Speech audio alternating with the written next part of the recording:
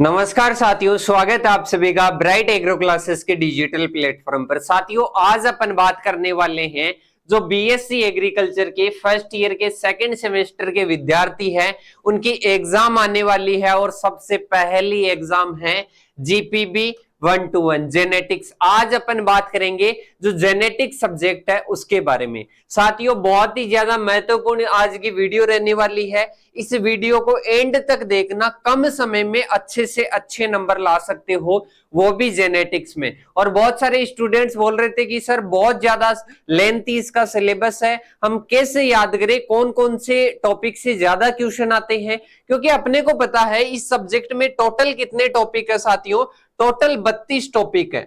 कितने हैं? Total 32 topic है, पर 32 के 32 टॉपिक से अपने क्वेश्चन नहीं आते हैं। अगर इसी सिलेबस को अपन डिवाइड करके पढ़ते हैं, इसी सिलेबस को अपन डिवाइड करके पढ़ते हैं कि कौन से टॉपिक से बड़े क्वेश्चन आते हैं, कौन से टॉपिक से छोटे क्वेश्चन आते हैं और कौन से टॉपिक से डेफिनेशन वगैरह आती है। अगर इस तरीके से अपन डिवाइड करते हैं और अच्छी तरीके से पढ़ते हैं तो अपना जो पेपर है बहुत ही अच्छा हो सकता है और बहुत ही अच्छे तरीके से अपने को याद हो सकते हैं। इसके साथ ही पेपर सॉल्यूशन की पीडीएफ वगैरह कहां पर मिलने वाली है, वो भी फ्री ऑफ कॉस्ट, उसके बारे में भी अपन बात करने वाले हैं। साथियों सबसे पहले अपन किस किस के बारे में बात करने वाले हैं आज की क्लास में? जेनेटिक सब्जेक्ट के बारे में बात करने वाले हैं।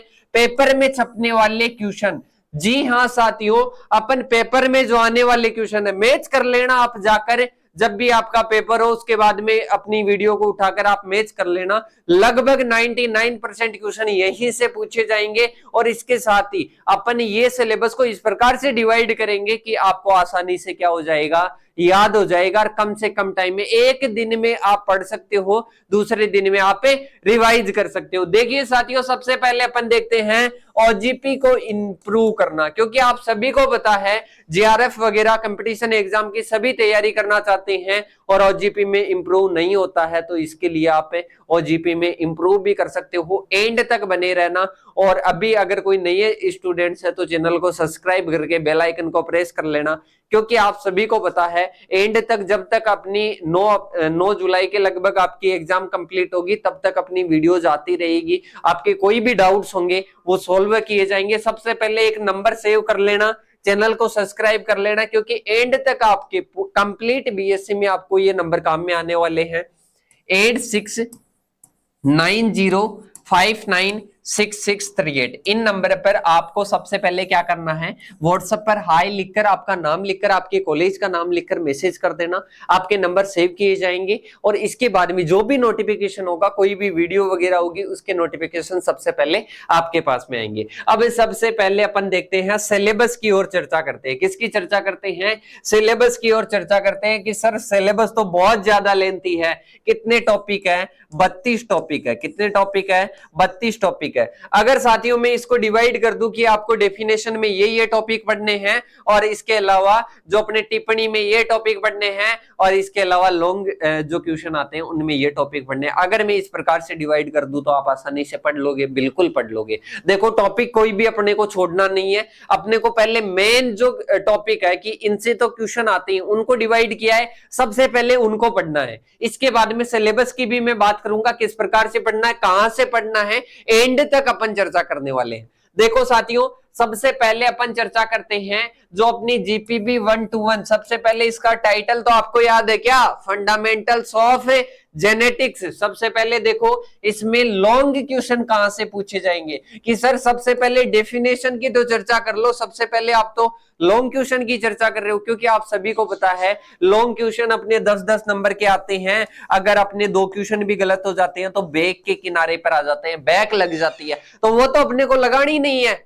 सही, तो सबसे पहले बड़े क्वेश्चंस की चर्चा करते हैं जो कि बार बार रिपीट होते हैं, बार बार रिपीट होते हैं। सबसे पहला क्वेश्चन आपका मोस्ट इंपॉर्टेंट, ये देख लेना, छपेगा ये क्वेश्चन ऐसा का ऐसा। सेल डिवीजन क्या है? Cell division. सेल डिवीजन में आपके एक तो आता है मियोसिस, एक आता है माइटोसिस। आपके कभी तो आपके पूछा जाता है माइटोसिस का क्वेश्चन, कभी पूछा जाता है मियोसिस का क्वेश्चन। तो सबसे पहला बड़ा क्वेश्चन कहां से आने वाला है? सबसे बड़ा आने वाला है अपने सेल डिवीजन से, या तो मियोसिस को पूछ लेगा या माइटोसिस का पूछ लेगा या दोनों का कंबाइंड रूप से पूछ लेगा। सही, पहला क्वेश्चन सेल डिवीजन से आ जाएगा। सर क्या पूछेगा आपको सेल डिवीजन की, और जो अपने डिवीजन वगैरह है सेल डिवीजन, इसकी डेफिनेशन, मियोसिस की डेफिनेशन, माइटोसिस की डेफिनेशन, इसके साथ ही अपने इसकी अवस्थाएं पूछ सकता है। इसकी अवस्थाएं कैसे, जैसे सेल डिवीजन में अपने मियोसिस है, मियोसिस में कौन कौन सी स्टेज पाई जाती है उनका पूछ सकता है।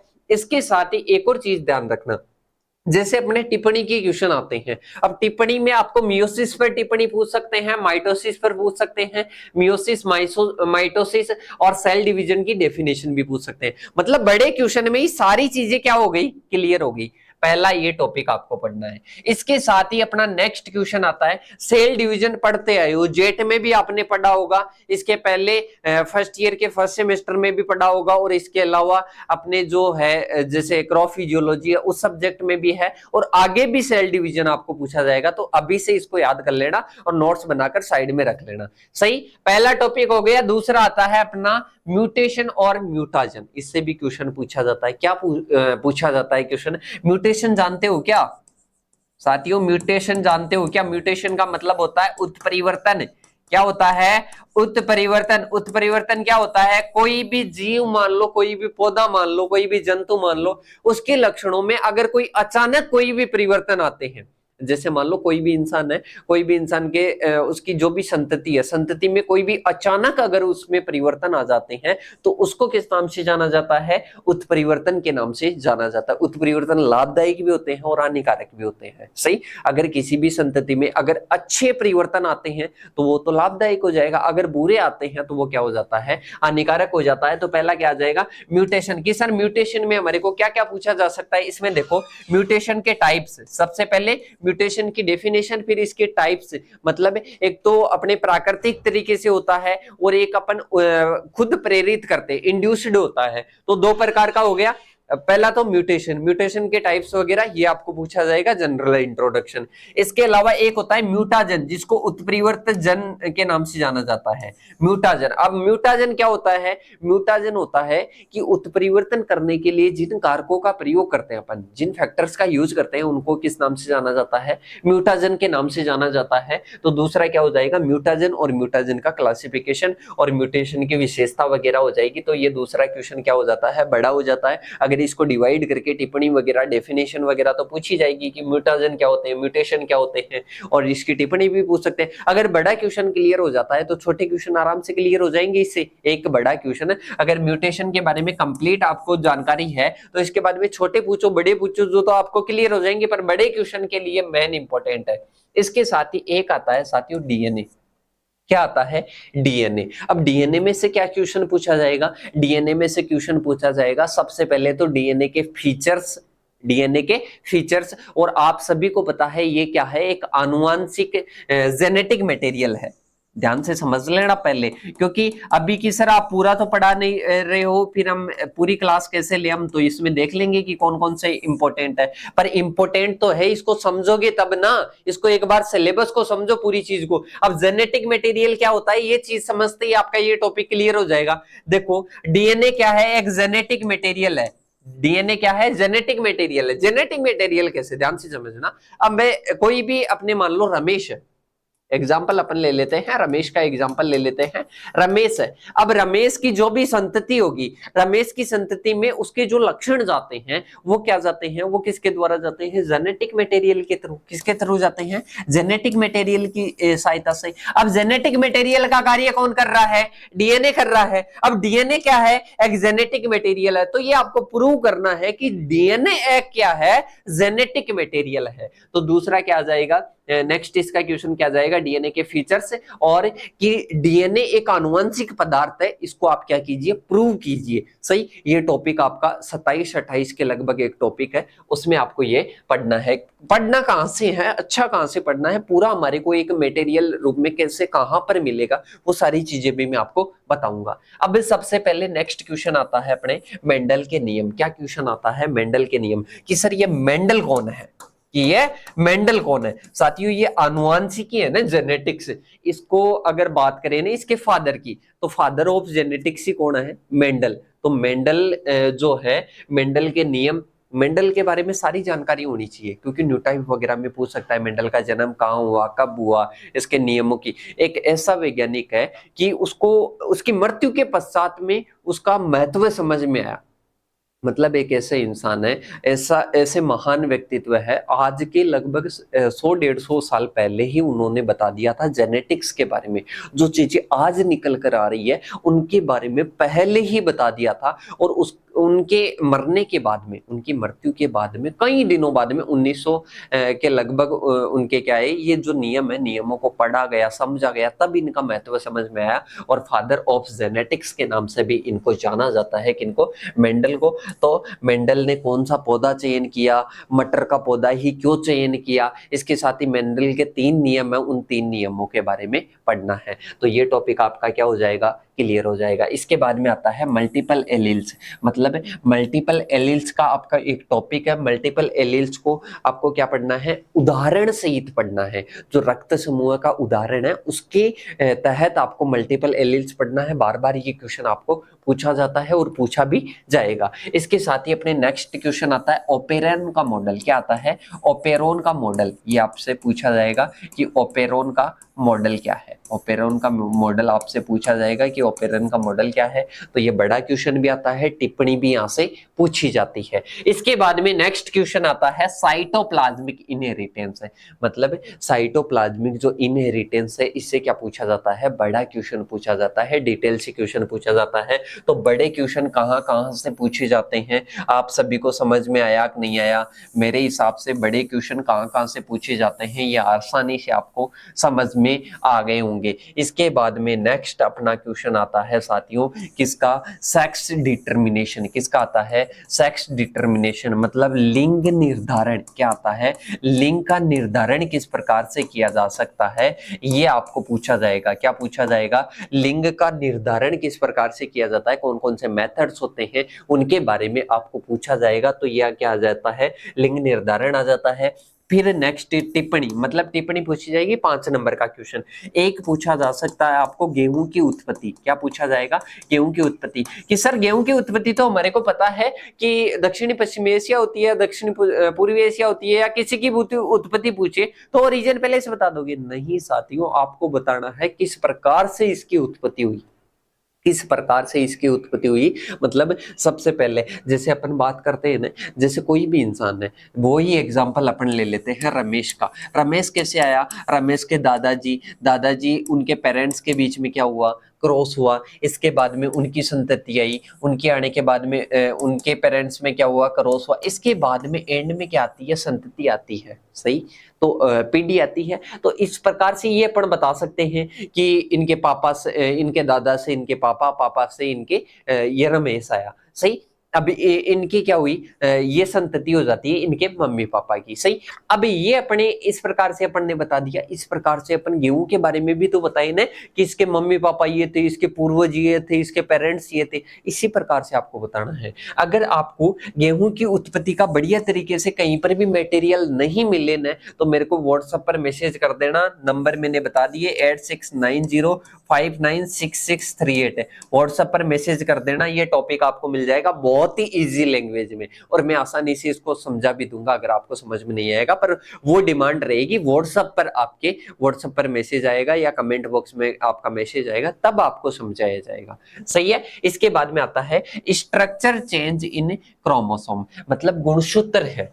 क्या है साथियों, गुणसूत्र है। गुणसूत्र की संरचना में परिवर्तन, गुणसूत्र की संरचना में परिवर्तन। जैसे एक एग्जांपल समझो, ये क्या है, गुणसूत्र है। अब इस गुणसूत्र का ये भाग टूटकर अन्य गुणसूत्र पर चला जाता है, इस पर जुड़ जाता है, या ये भाग टूटकर इसी पर आकर यहां पर जुड़ जाता है, ऐड हो जाता है। तो ये क्या होता है, इसको बोलते हैं साथियों गुणसूत्र की स्ट्रक्चर चेंज होना। तो ये आपको पूछा जाएगा कि गुणसूत्र में जो विघटन होता है, जो उसकी संरचना में जो विघटन आते हैं, जो भी मतलब जो भी चेंजेस आते हैं, जो भी परिवर्तन आते हैं, वो किस प्रकार से आते हैं। इसका बड़ा क्वेश्चन भी पूछा जा सकता है, टिप्पणी भी पूछी जा सकती है। इसके बाद में नेक्स्ट अपने क्वेश्चन क्या आता है साथियों, नेक्स्ट अपने अंतर का पूछा जाए तो अंतर का अपने आ जाता है सबसे पहले लिंकेज और क्रॉसिंग ओवर। पहला क्या आ जाएगा, लिंकेज और क्या आ जाएगा साथियों, लिंकेज और क्रॉसिंग ओवर, इसके साथ ही बी फॉर्म और जेड फॉर्म डीएनए में, इसके साथ ही यूक्रोमेटिन और हेट्रोक्रोमेटिन में अंतर, और मोस्ट इंपोर्टेंट की बात करें बार बार आने वाला, तो ये आपका ये आ जाएगा क्वालिटेटिव एंड क्वांटिटेटिव ट्रेड्स आ जाएगा। इसके साथ ही को डोमिनेंस और इनकम्प्लीट डोमिनेंस में अंतर आपको पूछा जा सकता है। ये अंतर की बात हो गई। इसके बाद में डेफिनेशन, डेफिनेशन लगभग इन्हीं 8 डेफिनेशन में पूछी जाएगी, इनमें से नहीं पूछ सकता है तो इसमें से जैसे कोड डोमिनेंस हो गया, इनकम्प्लीट डोमिनेंस हो गया, इसके साथ ही इनमें से आपको कोई भी डेफिनेशन उठाकर पूछ सकता है। इसमें देखो एपिस्टेसिस आ जाएगा, टेस्ट क्रॉस आ जाएगा, लिंकेज आ जाएगा, ट्रांसक्रिप्शन। अब आप जानते तो हो क्या ट्रांसक्रिप्शन वगैरह क्या होता है, आपको पता है डीएनए से डीएनए बनना और डीएनए से आरएनए बनना, एमआरएनए से जो प्रोटीन बनना, ये क्या होता है, यही है ये ट्रांसक्रिप्शन वगैरह। और ये आपको कहां पर मिलेगा वो भी मैं चीजें बताऊंगा। इसके बाद में आता है अपने मल्टीपल एलील्स की डेफिनेशन, एक आता है सेंट्रल डोग्मा। सेंट्रल डोग्मा क्या होता है जानते हो, सही देखो इसमें क्या होता है, जैसे अपन देखते हैं ना एमआरएनए से क्या बनना, डीएनए बनना, सही, डीएनए से क्या बनना, जो प्रोटीन वगैरह बनना, ये जो प्रोसेस होती है इस प्रोसेस को क्या किस नाम से जाना जाता है, जैसे ट्रांसक्रिप्शन आता है, रेप्लिकेशन आता है, ये सारा किसकी कौन सी क्रिया होती है, ये कंप्लीट सेंट्रल डोग्मा, किस नाम से जाना जाता है, इसको सेंट्रल डोग्मा के नाम से जाना जाता है। गूगल पे सर्च करोगे पूरी चीजें आराम से आ जाएगी, अभी अपन बात करेंगे तो लेंथी हो जाएगा। इसके बाद में आता है प्लियोट्रोपी, इसके साथ ही जीन इंटरेक्शन, इनकी आपको क्या पूछी जाएगी, डेफिनेशन पूछी जाएगी। अब इसके बाद में अपनी क्या बात रह गई, अब इसके बाद में अपना रह गया सिलेबस के बारे में चर्चा करना। क्या रह गया, सिलेबस के बारे में चर्चा करना कि सिलेबस में से और कहां से माइनर क्वेश्चन आ सकते हैं। इसके साथ ही पहले मैं बात कर लेता हूं कहां से आपको पढ़ना चाहिए। साथियों आप सभी को पता है टोटल आपकी जैसे एसके यूनिवर्सिटी वालों की बात करें तो 11 है, कितनी है, 11 सब्जेक्ट है, अदर की 10 होगी, किसी की 9 होगी, सही, ये सब्जेक्ट है। अब एक सब्जेक्ट तो है नहीं, अब किसी भी स्टूडेंट ने कुछ भी पढ़ा नहीं, अब वो मटेरियल ढूंढेगा, क्या ढूंढेगा, मटेरियल ढूंढेगा। तो मेरी एक ही राय है साथियों, अपने एप्लीकेशन पर, अपना एप्लीकेशन है ब्राइट एग्रो क्लासेस, ज्यादातर स्टूडेंट जानते होंगे, लिंक डिस्क्रिप्शन में मिल जाएगी या व्हाट्सएप पर मैसेज कर देना, ऐप की लिंक मैं आपको सेंड कर दूंगा। वहां पर आपको कंप्लीट जो अपने सभी सब्जेक्ट्स हैं, सभी सब्जेक्ट्स के नोट्स, क्लासेस, इसके साथ ही पेपर सॉल्यूशन, पेपर सॉल्यूशन।